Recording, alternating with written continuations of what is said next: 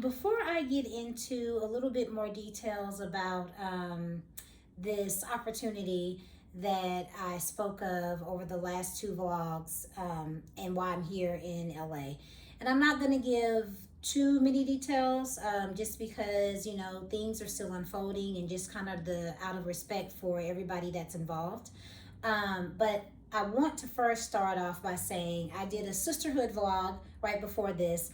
And part of why I'm even here in this opportunity is because I had a sister, a friend, a sorority sister who pitched me, who basically was asked, hey, do you know of any therapists that would be good for this project? And she was like, yes, I do. Do you know any Black therapists that would be good for this? And that's important. I bring that up just because this platform is really about mental health for the Black community. So, she contacted me and was like, hey, I could not have had this opportunity to, pitch a therapist and not come to you. So I want to say I am so grateful to her for rooting for me. And also just to say, I know that, this sister of mine, she knows that I'm a therapist, but you never know how people are talking about you, how they notice you, what reverence they have for you. And so just keep being you.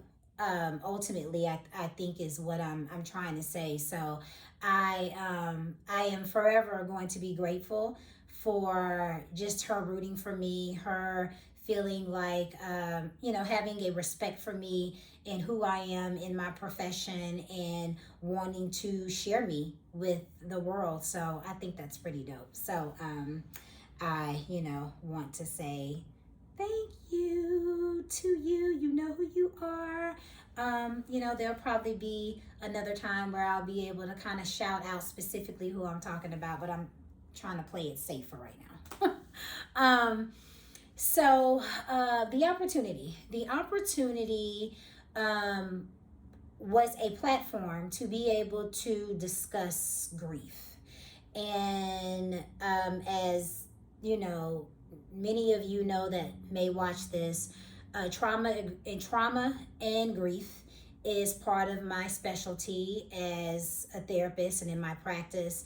And grief really is one of those specialties that came to me out of, my own personal loss. I would say that I experienced significant loss of significant relationships early into my life.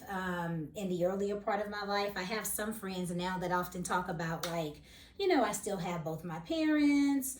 I may have just lost a grandparent, and they haven't really experienced any of those close losses. And so they're kind of anticipating, like, oh, this kind of latter part of my life, it's inevitable. I know that I'm going to start experiencing a number of losses. And then there are some of us that kind of on the front end of our lives, have these profound losses.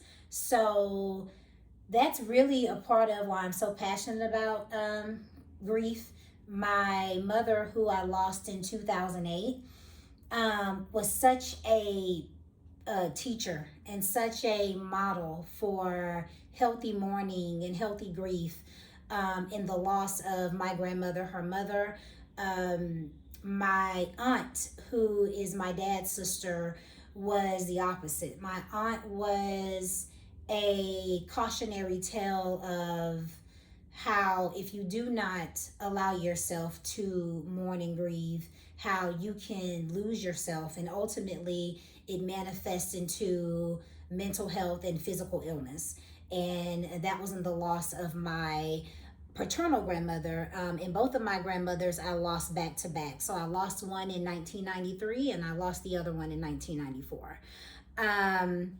And so, my mom, in the way that she would talk about the the loss of my grandmother, what I witnessed and how she mourned my grandmother, gave me so many needed permissions when I was in the thick of grieving her.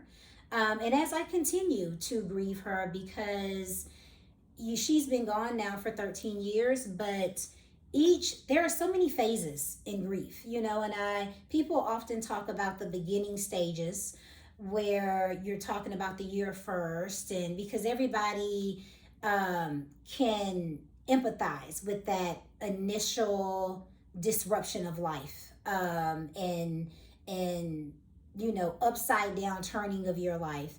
And so, but there's also grief as you lose people and years start to build, where the disbelief will set in that it's been this long that I haven't seen or heard or kissed them, where it's been this many life milestones that they haven't physically been able to be apart.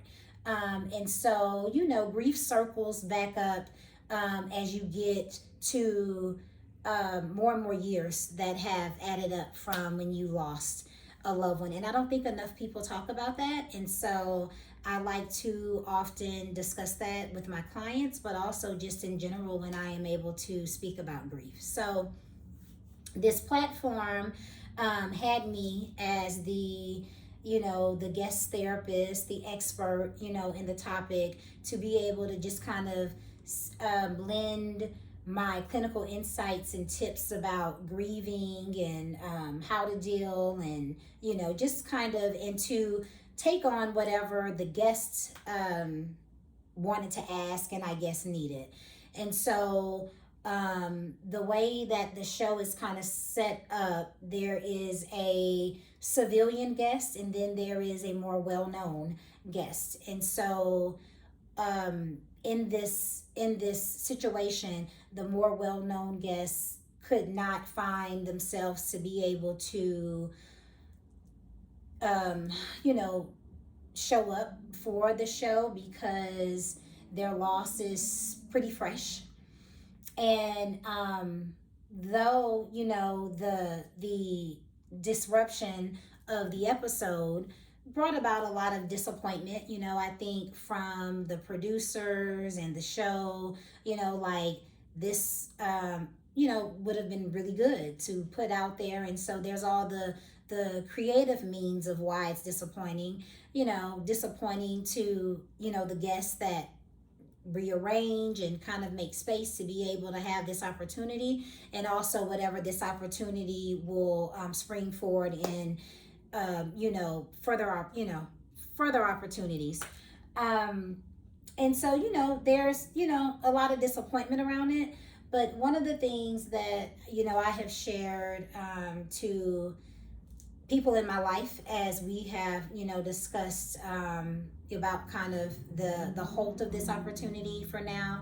And I'm gonna say for now because I'm not really sure what will happen. I'm not sure if that particular guest will come back around because they're in a better place and all of this will come together again, or if it doesn't happen. But one of the things that I shared with my loved ones, my friends, when I kind of gave them the update about everything. And one of the things that I spoke with when I met with some of the producers and everything, for lunch, and we just kind of got in the same space so we could meet face to face and stuff like that, was this is actually a part of the grief process. This is actually one of the things that I would have been talking about, and that I do talk about, is that everybody's grief process is unique to them. And the healing in grief is being able to recognize your feelings, to be able to name them and identify them, and to be able to put out requests, make decisions that are best for your well-being along that journey. And sometimes along your grief journey, it is not going to come at the convenience or the ideas of others that are supporting you. along this grief journey, and that is okay. Um, there needs to be an ownership that you have. We're in a constant check-in with yourself of, what you're ready for, what you can handle. And in the beginning of grief, you don't know that. That is a day by day, moment by moment, really, matter of putting your hand on your heart and saying, what is it that I need right now in this moment? And so, if I do get an opportunity to connect with the guest who wasn't able to be a part, that is one of the ways that I would definitely acknowledge and respect and honor their decision. Is that, thank you for showing up for you. Thank you for being able to recognize that you were not in a space where you were able to move forward in something that you initially thought that you were able to move forward in. Thank you for taking care of you. That is the utmost important. And it's just really important that when you are the supporter of somebody that is mourning and that is grieving, that you recognize that you recognize that your job is really just to be, and it is to be who it is that they need you to be. So if they need you to crack a joke because they need a little funny and lightness in that moment, okay. If they need you to be the person to hold the phone because you were so grief stricken and all you're doing is screaming and wailing at the top of your lungs because your heart aches that bad, then that's what they do. If it is you sitting with somebody and they're literally like, I don't know how I feel. I don't feel anything, or I feel it all in 5.5 seconds. Okay. And it's really allowing yourself to be an emotional container for this person and recognizing that it is never okay for the person that is grieving to feel like that they have to become the caretaker because they're worried that people cannot handle their emotions, therefore making them feel like their emotions are a burden. So that is kind of where we're at with that. I'm hoping that we can all come together because I think it would have been a beautiful shared space and it would have resonated really well with a lot of people who are also in the same spaces that, these guests carry and that I carry, because at the end of the day, regardless of me being the therapist and the expert, the other expertise that I hold is that I have had a profound loss. And so I could, on a personal level, connect to these two guests and the experiences of their losses. So that is kind of all that I really want to share, that I feel comfortable sharing about this moment. And if I still feel that it's all part of a divine purpose and all part of the message that this whole coming together was intended for. And, I want everybody to be blessed. I want everybody to be cared for. I want everybody to be nurtured in the way that they need to be nurtured when it comes to the loss of a loved one. So, thank you so much for listening in on this experience. And, join me on more vlogs that I will hopefully share in the future. Thank you.